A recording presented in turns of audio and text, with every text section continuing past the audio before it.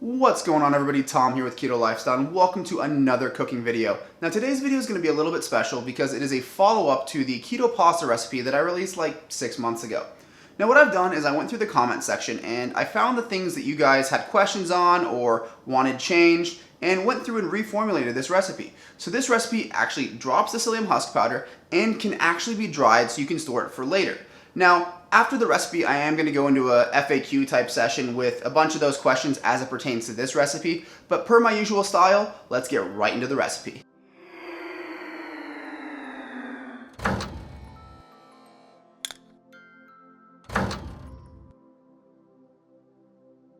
Alright everybody, welcome to the recipe. Now today's a little bit different because I'm going to talk to you while I make it, so we'll see if this works out. If not, you probably won't even hear this.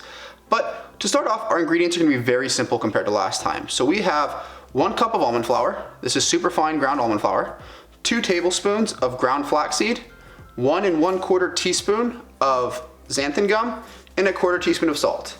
To top that off, we have 2 eggs. That's all that is going into this. Now, we are going to be doing this in a food processor because I feel like it gets you a better texture and it is a lot faster than mixing it by hand. If you don't have this, mix all of these ingredients in a bowl, stir it up, add your eggs, and you'll make the dough. But for those of us with a food processor, it's going to be much faster. So we're going to go ahead and add in our almond flour.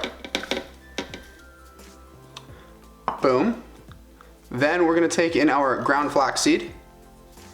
Boom. 1 1/4 teaspoons of xanthan gum. And then our salt.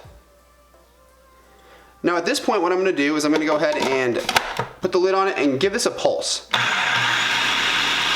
So now we're going to go ahead and add our 2 eggs into the food processor.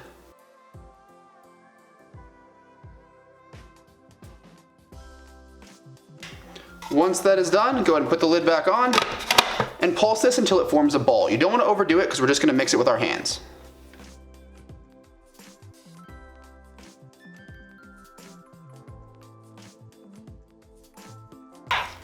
Once you see the ball forming, kind of like this, go ahead and get yourself a piece of parchment paper and put it on the countertop like this. Alright, we got our parchment paper laid out on the counter and our dough right here. So what I'm going to do is just put this directly onto the parchment paper and make sure I scrape out everything that's in the food processor. From here, I'm actually going to go ahead and kind of knead it a little bit. This is not really for the purpose of like kneading like you would for a regular bread. This is more just to make sure it's well incorporated. And you'll notice that it's going to start to become a little bit more soft and a little bit less sticky. That's kind of what you're aiming for. I'm not really even going to knead it. I'm just going to toss it around between my hands. Once you think it's pretty good, we're going to set it down for about 5 to 10 minutes. Do not skip this step. Come back in 5 to 10 minutes. Now that we let this rest, we're going to go ahead and portion this into 4 portions before we even roll it out. So I'm going to go ahead and throw it on the scale here. And you'll notice that it's like just over 8 ounces. So we're going to need 4 2-ounce balls, right?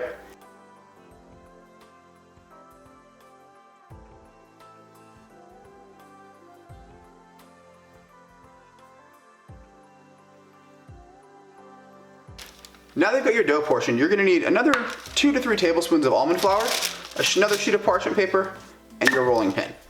What we're going to do is we're going to take these one at a time, and we're going to flatten them out. Now I am going to be using a pasta machine for this, but we want to get them fairly flat before we start putting it in there.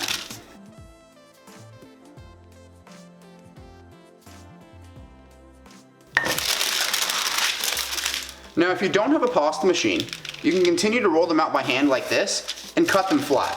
It does add a little bit of steps to use the pasta machine, but I think the finished product is a lot better.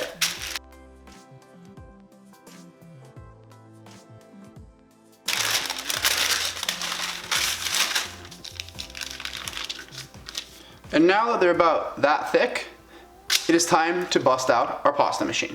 Alright guys, I do apologize about the angle, but this is all I really have to work with right now because I only have the one camera. So, this is my pasta machine. It is attached to my KitchenAid mixer. We are going to go ahead and put this at the largest setting, take one of our pieces here, and put a little bit of almond flour on either side of it. This is just a little bit. I mean, you don't want to go too much. It's just so it doesn't stick.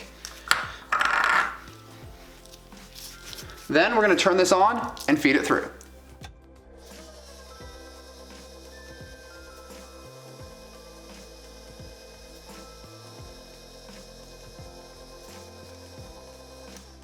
as you guys can see, it came out pretty good, but in order to make this a little more uniform, we're gonna fold it into thirds, kind of give it a press down, and then coat it with just a little bit more almond flour.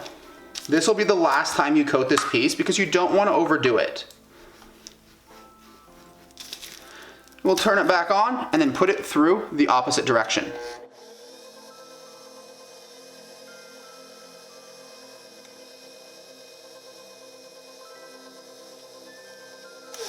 And there you guys have it, a sheet of pasta. Now we are gonna go a little bit thinner, but I'm gonna go ahead and plow through these other two, and I'll catch back up with you. All right guys, these are all done. Now what we're gonna go ahead and do, let me focus in on them so you can see that. Now what we're gonna do is we're going to make them a little bit thinner. So we're gonna stage this down to size 2. I wouldn't go any thinner than that for the type of pasta we're making. Now we're gonna go ahead and run this back through one more time. But before that, what I like to do is to take a little bit of parchment paper again and just kind of press this down, because sometimes you will get it to lift off a little bit and we don't want that to become worse. So we're just gonna flatten them out just a little bit. Nice and simple, right? Now we're gonna run them through the next size down.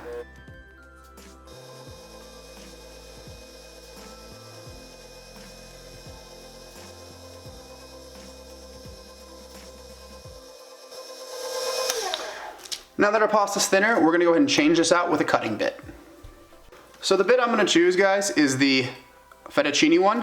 And then I also have a spaghetti one, which I'll be doing in just a minute. But we're gonna start off with the fettuccine because it's the easiest one to do. So we're gonna pop this in there and get rolling. All right, so what I have here is a pasta dryer. These are really cheap, like $7. You can get them on Amazon or your local store. And then I've got my fettuccine bit here. So what we're gonna do, once again, I'm gonna take a sheet, just throw a little bit of almond flour on there, just so that it doesn't stick to the cutting bit. And then we're gonna turn her on. And run the pasta through it.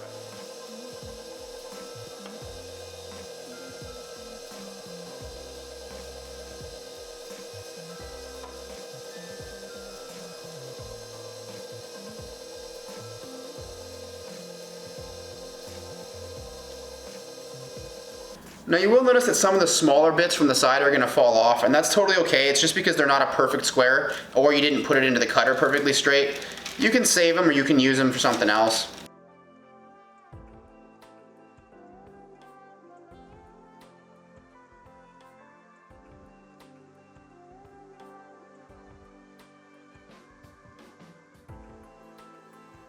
So now that we have our spaghetti attachment in, I find that the best course of action is to not try to hang it on this, but to actually just capture it with some parchment paper. So I'll show you how I do that.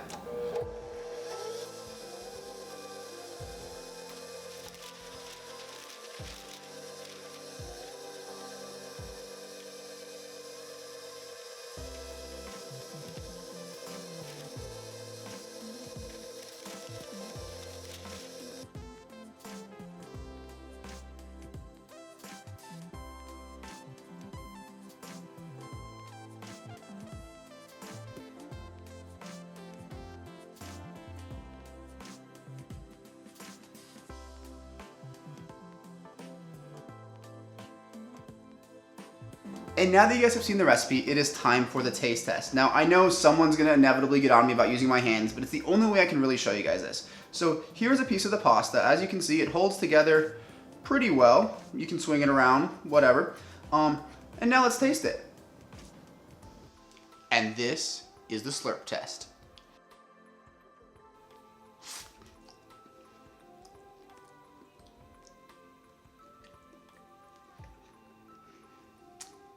So the best way I can describe it to you is almost like a whole grain pasta that falls apart a little bit easier than you'd expect. Now, it stays together well, as you can see, but in your mouth, it doesn't have the same kind of squish feel that regular pasta has. But in terms of a keto substitute, I still think it's fantastic.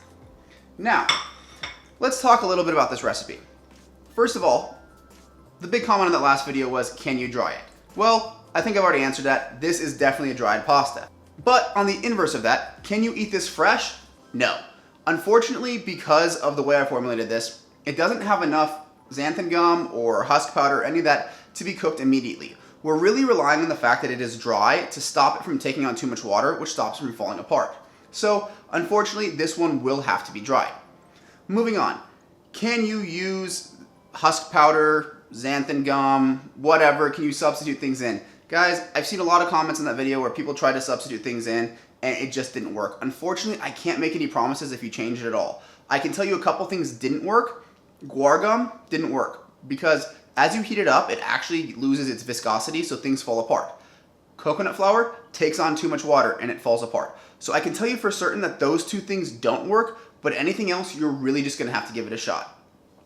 If you guys have any other questions, go ahead and leave them in the comment section down below, but I think I've kind of covered all my bases there, and if not, you guys will certainly let me know. But with that, guys, I'm gonna go ahead and close the video. If you have not subscribed yet, do me a huge favor, hit that subscribe button. If you like this video or this recipe, share this on your social media because it really helps me out a lot. And with that, I will see you in the next one.